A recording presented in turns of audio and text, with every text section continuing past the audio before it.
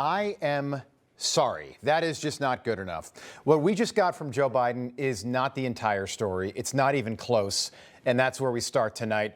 Over the weekend, Joe Biden revealed that he was just diagnosed with an aggressive form of prostate cancer, stage 4, that has metastasized to his bones. This happened during a routine exam earlier this month. Although the cancer is reportedly hormone sensitive, which might make it more responsive to treatment. We'll see. Joe Biden is 82 years old, and of course, we do wish the former president the best in his recovery. Cancer is awful. That goes without saying. But this narrative from the legacy media today that we should somehow drop the conversation about Joe Biden's health and the cover-up and the lies is, to us, completely ridiculous.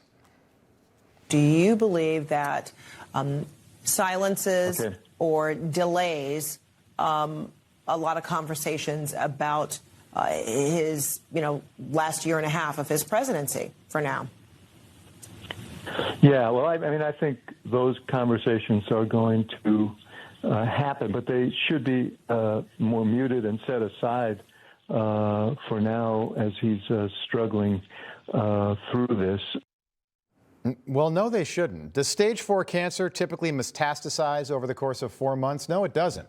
We talked about this as a team today, and while we wish Joe Biden the very best, we will not stop our investigation into what was really going on at the White House. We will not stop trying to get to the truth, especially from the same people who have spent the last 4 years lying to the American public. And why should we believe them now? They've been lying to us for more than 5 years. During my monologue on Thursday, I said that I hope the Biden family and his doctors would finally tell the truth about his health, similar to what we got from Ronald Reagan in 1994 when he wrote a letter to America telling the world that he had Alzheimer's disease. And sure enough, 2 days later, we got something from the Biden family. But I don't believe that this is the full and complete Joe Biden diagnosis. Joe Biden has prostate cancer. We now know that. But prostate cancer does not begin to address why his brain didn't work when he was president. After his most recent physical in February, White House Dr. Kevin O'Connor described President Biden as a, quote, healthy, active, robust 81-year-old who remains fit to successfully execute the duties of the presidency. Yeah, right. Healthy and robust, he was never while he was president. Joe Biden is healthy and robust. That's what they wanted us to believe. We knew it was a lie then, but we can confirm that it was a lie tonight. And the same people, again, who have lied for the last 4 years are still lying today. Kamala Harris tweeting that Doug and I are saddened to learn of President Biden's prostate cancer diagnosis. We're keeping him, Dr. Biden, and the entire Biden family in our hearts and prayers during this time. So Joe Biden's got cancer, but that does not address why his brain did not work. Again, we feel this is crucially important. Joe Biden has cancer, which is tragic, but prostate cancer does not explain his clear cognitive decline. And prostate cancer does not explain why Joe Biden called out the name of a dead congresswoman who he thought was in the room during a speech 3 years ago. And I want to thank all of you here for including bipartisan elected officials like Representative Governor, Senator Braun, Senator Booker, Representative Jackie. Are you here? Where's Jackie? I didn't think she was going to be here. Jackie Walorski wasn't there, Joe. She was dead. That was in 2022. And at the time, the member of Congress that he was just referring to had been dead for more than a month. At the time, the White House said that Joe Biden simply made a mistake. He made a mistake. That lie coming from the same people who 2 years later described Joe Biden as healthy and robust. He was neither. And it was not simply a mistake. It was actually another sign, another symptom that Joe Biden has dementia, something J.D. Vance was willing to finally address this weekend. We really do need to be honest about whether the former president was capable of doing the job. And that's no, that you can separate the desire for him to have the right health outcome with the recognition that whether it was doctors or whether there were staffers around the former president, I don't think he was able to do a good job for the American people. I agree with the vice president wholeheartedly. Donald Trump posting on Truth Social, Melania and I are saddened to hear about Joe Biden's recent medical diagnosis, and we extend our warmest and best wishes to Jill and the family, and we wish Joe a fast, successful recovery, which was nice from the current president.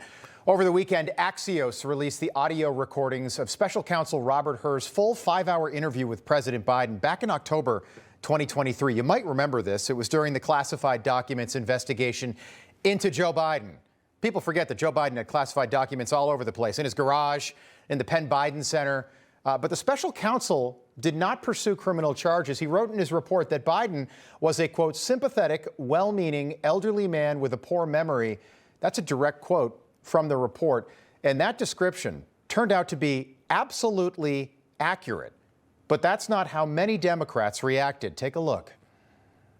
And what I saw of that report last night, I believe is, as a former prosecutor, the comments that were made by that prosecutor, gratuitous, inaccurate, and inappropriate. Gratuitous, Kamala, huh? Looking back, the Hur report was probably overly respectful to Joe Biden at that time. The well-meaning elderly man with a poor memory. Even though Robert Hur struggled to get answers out of that man, he would just ramble incoherently at times. I've listened to this. Joe Biden at one point described his bow and arrow skills during a trip to Mongolia. He had a target big bales of hay 100 yards away, and these guerrillas were, taking shots. And I think, I don't know if it's to embarrass me or to make a point, but they handed the bow and arrow. I'm not a bad archer. But the only problem they were if I could pull it back, so and pure luck, I hit the target. The audio is like that. It's difficult to listen to. Imagine being there for 5 hours, this incoherent rambling. For anyone who's ever dealt with a grandparent with dementia or Alzheimer's, that probably sounds familiar. I had a grandfather with Alzheimer's, and I can remember we were little, but he would tell us lighthearted stories when he couldn't remember the specifics or whenever he got lost. He always had his dignity. And it was his way of working around a problem or a topic. But my grandfather wasn't president of the United States. And when all this was going on, Joe Biden was president. My grandfather had been retired for almost 20 years when he was diagnosed with Alzheimer's. And I should also say that talking about this does not bring us any pleasure.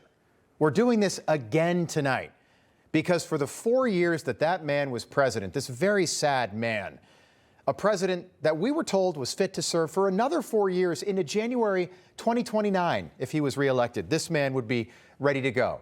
A president that the legacy media covered for and lied for. A president who in 2023 forgot when his son passed away. Well, I don't know. This is what, 2017, 18, that area? Yes, sir. Remember, in this time frame, my son is either been deployed or is dying. One both died. May 30th, 2015. Was it 2015 he died? It's May 2015. I think it's 2015. I'm not sure the months, but I think that was Yeah. That's right, Mr. President. Yes, sir. And what's happened in the meantime is that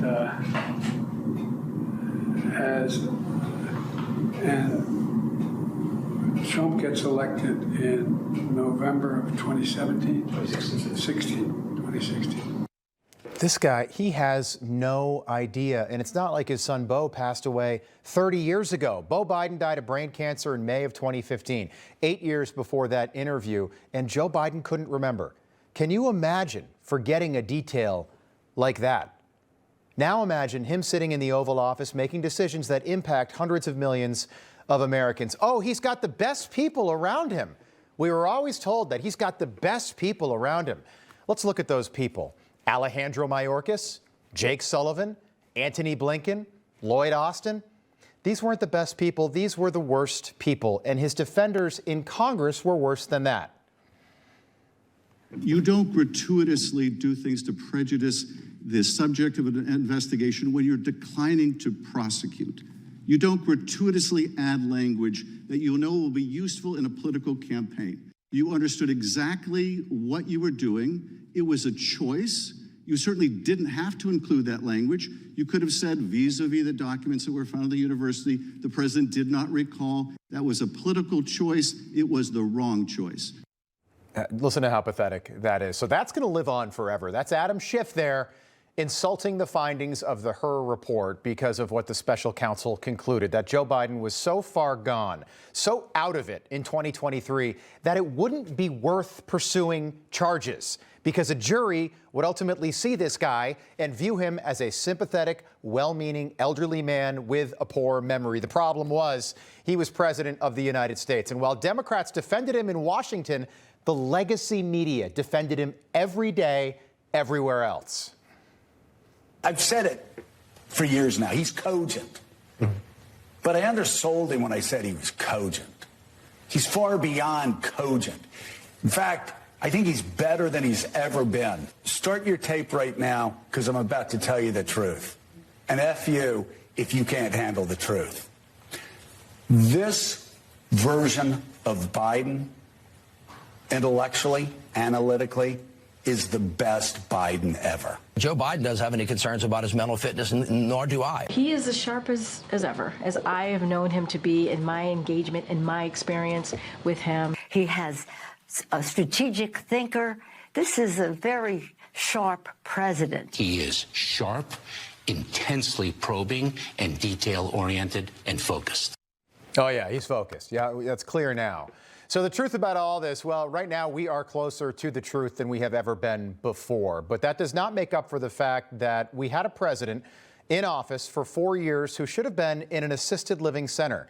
Instead, he was our president, and the results will impact every person alive today in this country for the rest of their lives. 15 million illegal aliens at least crossed the border when Joe Biden was president. Wars in Ukraine and Gaza, inflation rates, gas prices, mortgage rates, credit card debts, crime, all hitting levels that we haven't seen in generations. Many records were set, all because the man behind the curtain just wasn't there. For 4 years, the man behind the curtain was an empty, hollowed-out husk. He should have been home with his family. Instead, he was trying to serve the American people, and his family enabled all of this. And we have never seen political evil like that ever before.